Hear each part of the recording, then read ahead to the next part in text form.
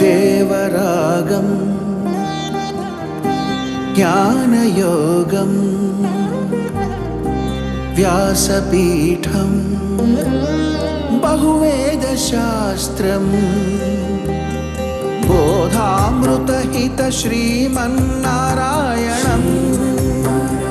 శివగౌరీ సంభాషిత సకల పురాణం అష్టాక్షరి పంచాక్షరి మంత్రావరణం అఖిల దేవతా సంస్తుతి పారాయణం జయ మంగళకరమీ ప్రవచన శ్రవణం అనుదినము శుభము సుఖము జీవన గమనం దేవరాగం జ్ఞానయోగం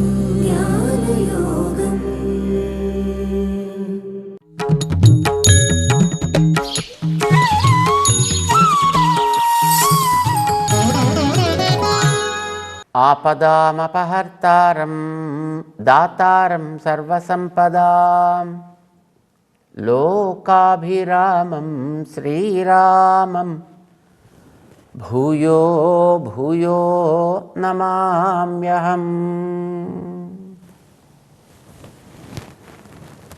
జై శ్రీమన్నారాయణ.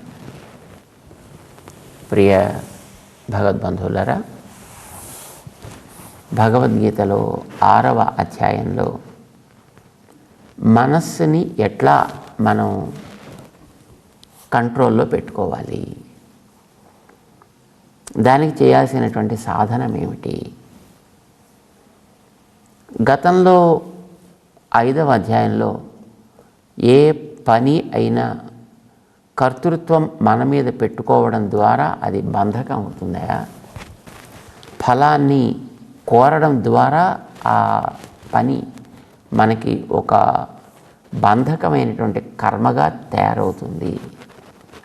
కనుక కర్తృత్వాన్ని ఫలాన్ని కూడా మనం వదిలి చేయవలసినటువంటి పనులని మనం సవ్యంగా చేసుకుంటూనే వెళ్ళాలి అని కర్మ సన్యాస యోగము అని 5వ అధ్యాయం ఉపదేశం చేసి, పని చేస్తూ ఆ పని యందు కర్తృత్వాన్ని కానీ సంగముని కానీ ఫలాశ కానీ లేకుండా చెయ్యాలి అంటే దానికి మనస్సుతోటి చేయవలసినటువంటి కొంత ప్రాక్టీస్, ఒక సాధన ఇలా ఉండాలి అని ఉపదేశం చేయడం 6వ అధ్యాయంలో జరుగుతుంది. అర్జునుడు ఇప్పుడు యుద్ధం చేయాలి, అతనికి కర్తవ్యం యుద్ధం కదా. మరి యుద్ధం అనే దాంట్లో కొన్ని ఆనందాన్ని ఇచ్చే ఉంటాయి, కొన్ని దుఃఖాన్ని ఇచ్చే ఉంటాయి. ఎవరినైనా బాణం వేసి కొట్టాలంటే కొంచెం దుఃఖంగా అనిపిస్తుంది, తనకి విజయం కలుగుతోంది అంటే ఆనందం అనిపిస్తుంది. కనుక చేసే ఏ పని అయినా కొంత ఆనందాన్ని ఇస్తుంది, అందులో ఏదో ఒకటి దుఃఖాన్ని ఇస్తుంది. కర్తవ్య పరిపాలన చేసేటప్పుడు ఎప్పుడు కూడా అందులో కొన్ని అనుకూలంగా ఉంటాయి, కొన్ని ప్రతికూలంగా ఉంటాయి. అనుకూలంగా ఉండేవి ఆనందాన్ని ఇస్తాయి, ప్రతికూలంగా ఉండేవి దుఃఖాన్ని ఇస్తూ ఉంటాయి.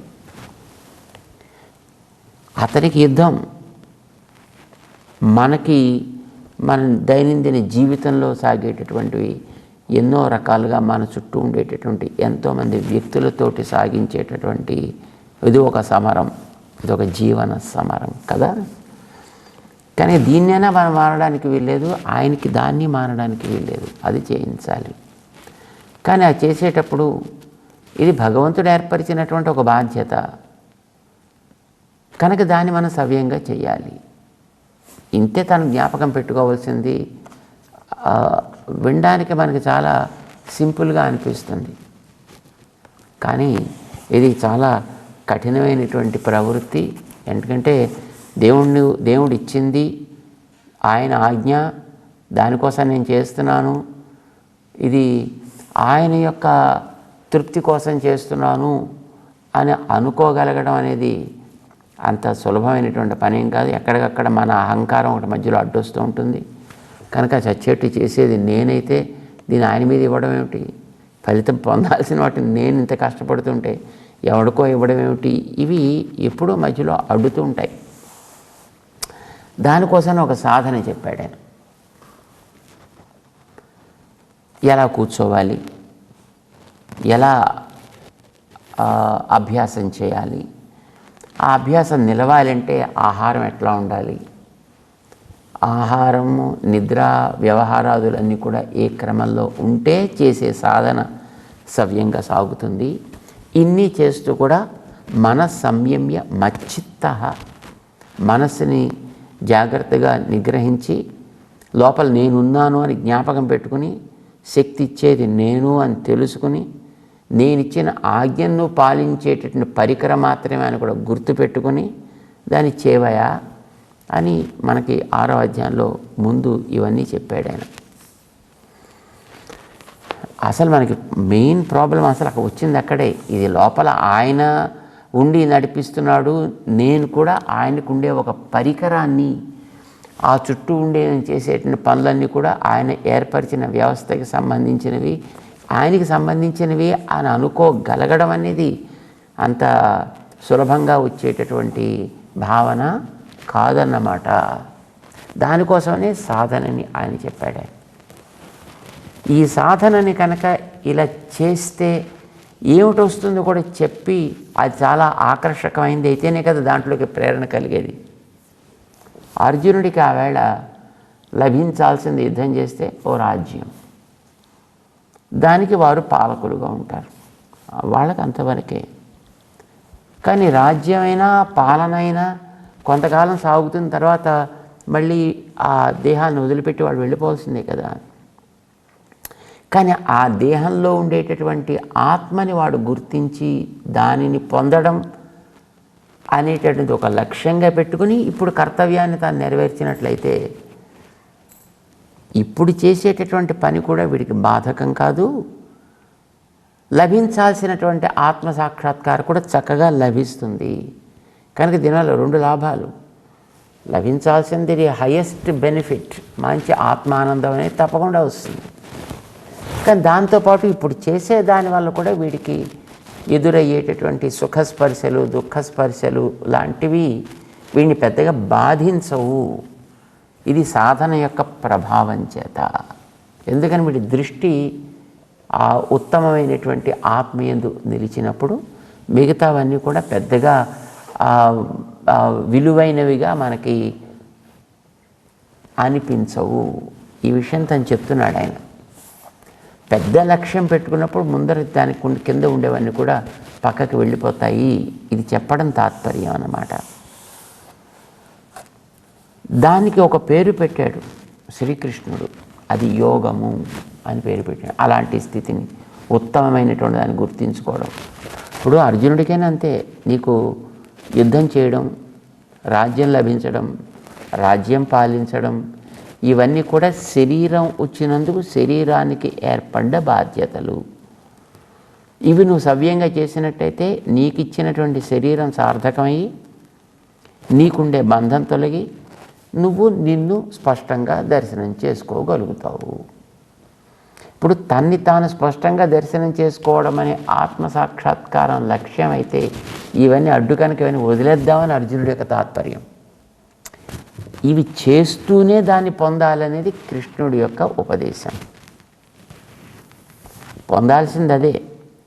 కానీ పని చేస్తూ పొందాలా, పని మానేసి పొందాలా? మానేసి పొందాలనేది అర్జునుడి యొక్క కోరిక.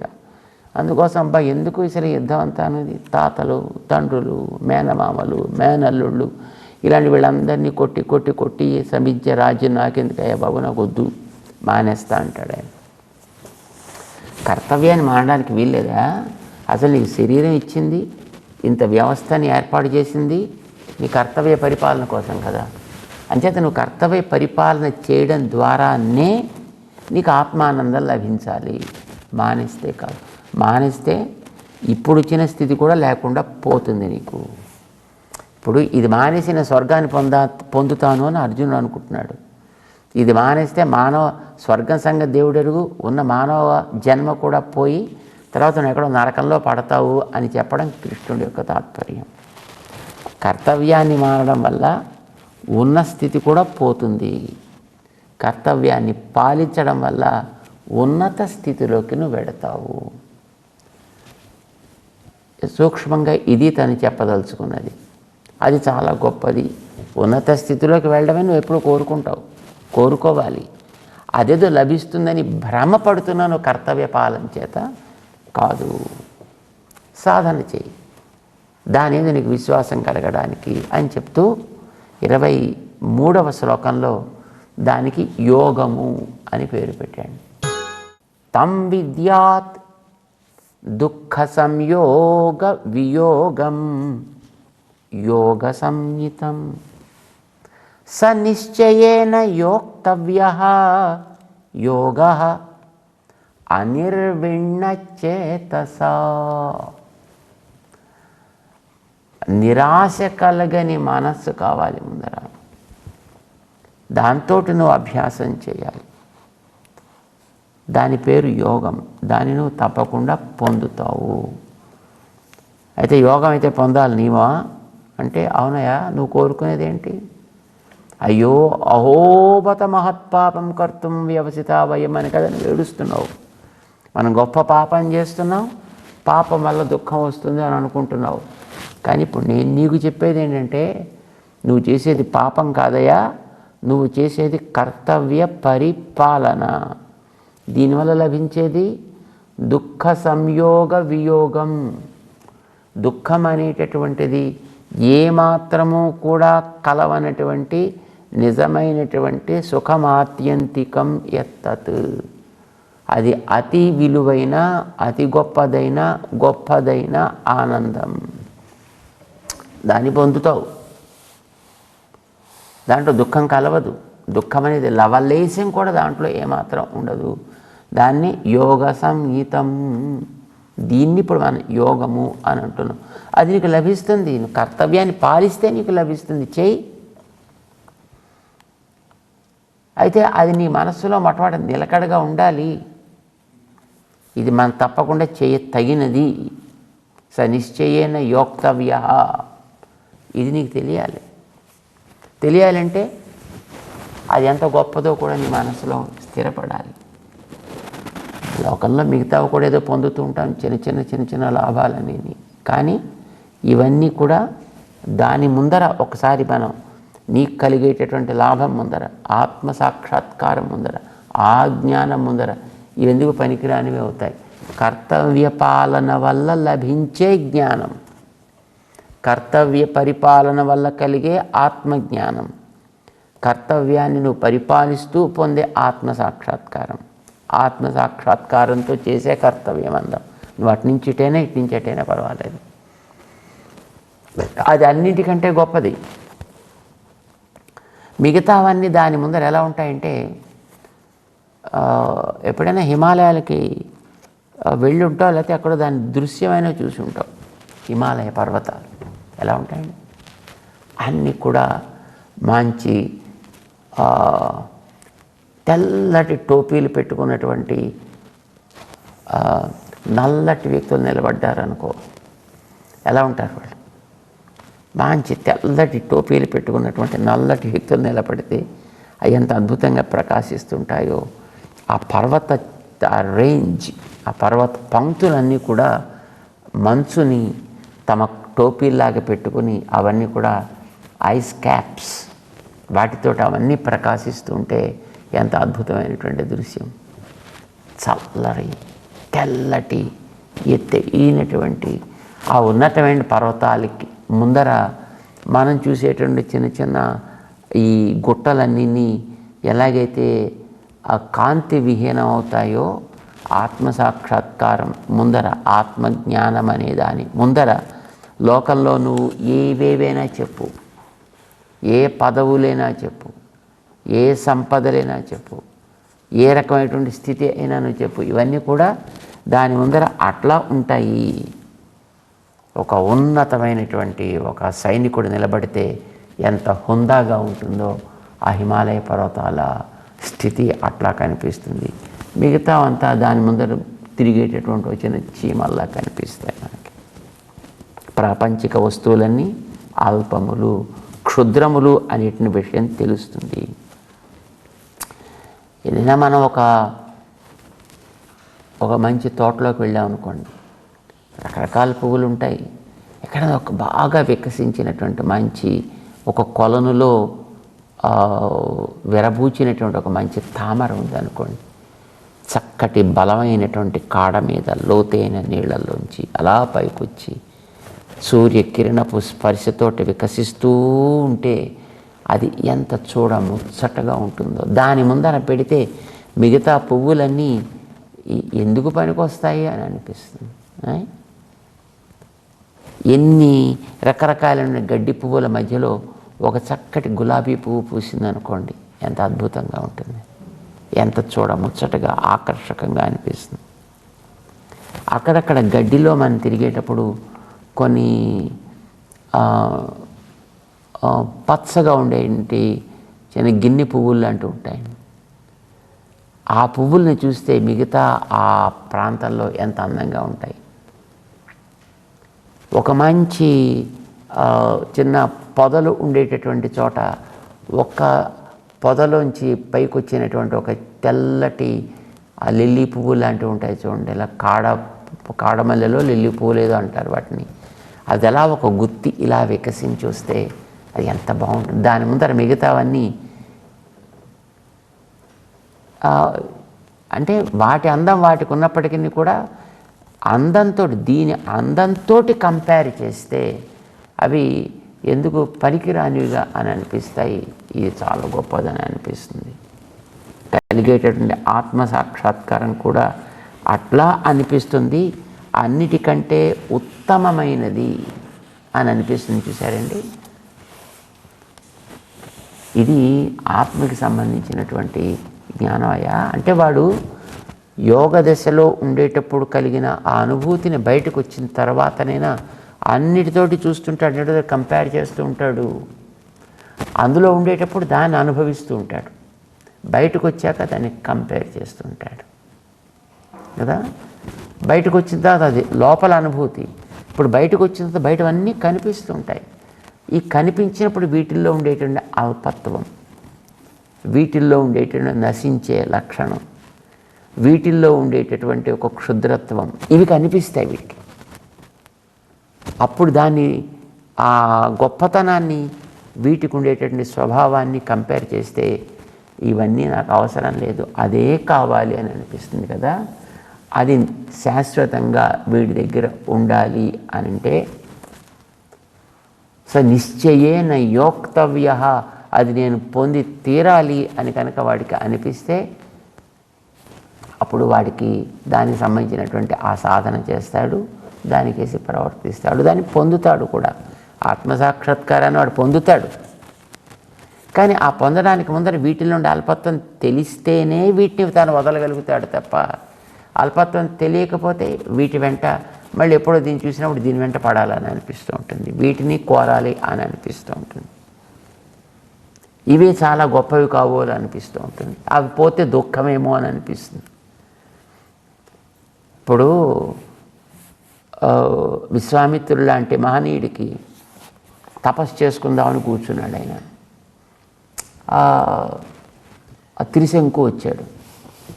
త్రిశంకు వచ్చి, నేను మీ గురువుగారు అయినటువంటి వశిష్ఠుడిని అడిగాను, మీ గురువుగారి శిష్యులైనటువంటి వశిష్ఠ పుత్రులను కూడా అడిగాను, అయిన వాళ్ళు నాకు ఎవ్వరూ చేయడానికి ఇష్టపడలేదండి, అందుకోసమే నేను నీ దగ్గరికి వచ్చానయ్యా, కనీసం నువ్వేనా నాకు ఆ ఉపకారం చేసి పెడతావేమో. వాడు చేయనన్నారా?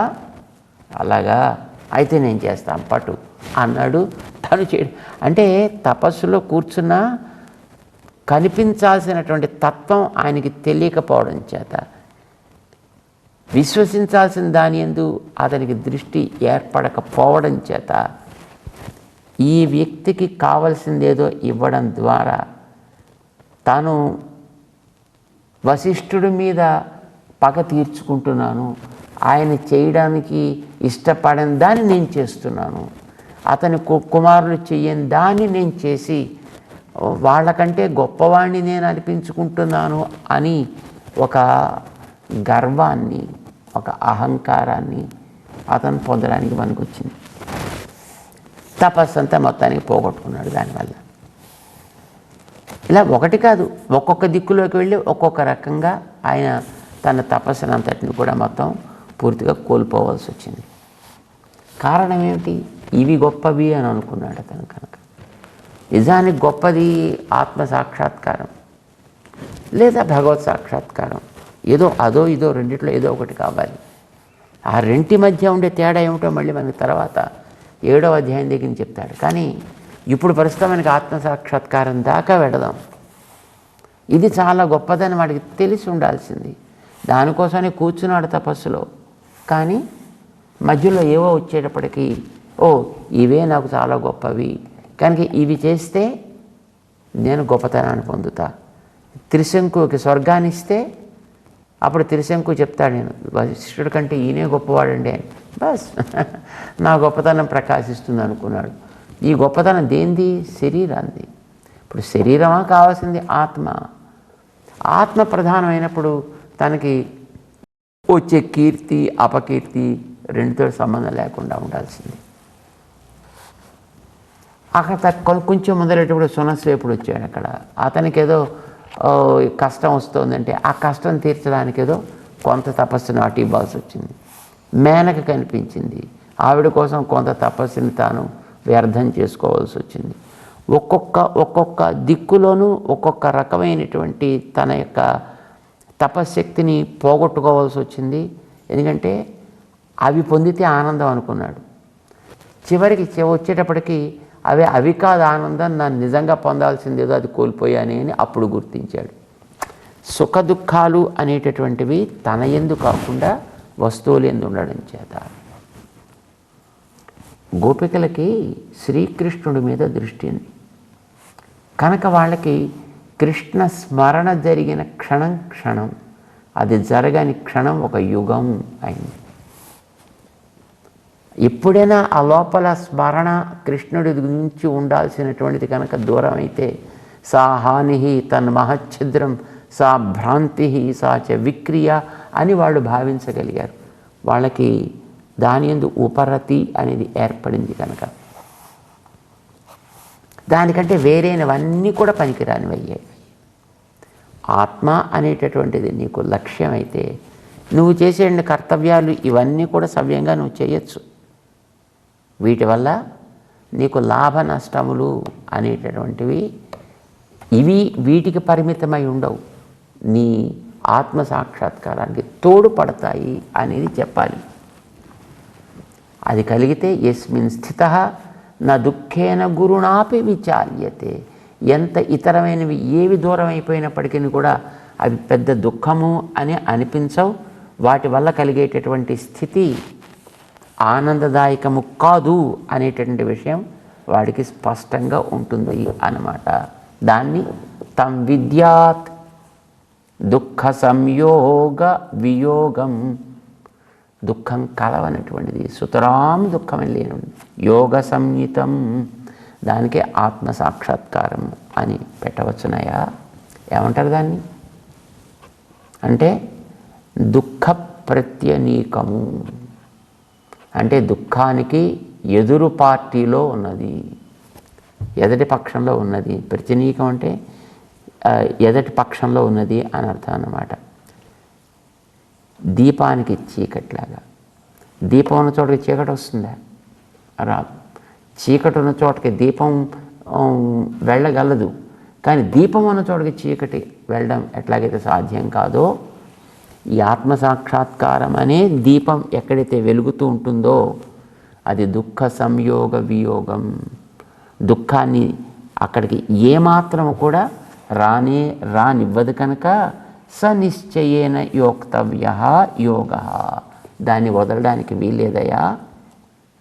దానికి కావలసిన సాధనే వీడు చెయ్యాలి, చేసి తీరాలి అని వీడికి అనిపిస్తుంది. ఎప్పుడు దాంట్లో ఆరంభం చేస్తే కనుక నువ్వు చేసే సాధన అంతా కూడా నీ మనస్సులో అట్లాంటి ఒక నిశ్చయం ఏర్పడడం కోసం నువ్వు చేస్తున్నావు సుమా అని అర్జునుడికి చేయాల్సినటువంటి ఆ సాధన విషయంలో ఒక ప్రరోచన, ఒక ప్రేరణ, ఒక ఉత్సాహం దాన్ని కలిగిస్తున్నాడు శ్రీకృష్ణుడు 6వ అధ్యాయంలో 23వ శ్లోకంలో సనిశ్చయేన యోక్తవ్య యోగ అనిర్విణ్ణ చేతస. నిరాశ లేనటువంటి, దిగులు కలగనటువంటి ఆ మంచి మానసిక స్థితిని నువ్వు పొంది ఆ రకమైనటువంటి సాధన చేయాలి. తప్పకుండా నీకు కలుగుతుంది. అది కర్తవ్య పాలన ద్వారా కలుగుతుంది కనుక నీ కర్తవ్య పాలన ప్రస్తుతం యుద్ధం చేయడం చక్కగా చెయ్యి అని అతన్ని ప్రేరేపిస్తూ ముందుకు తీసుకువెడుతున్నాడు. తెలుసుకుందాం. జై శ్రీమన్నారాయణ.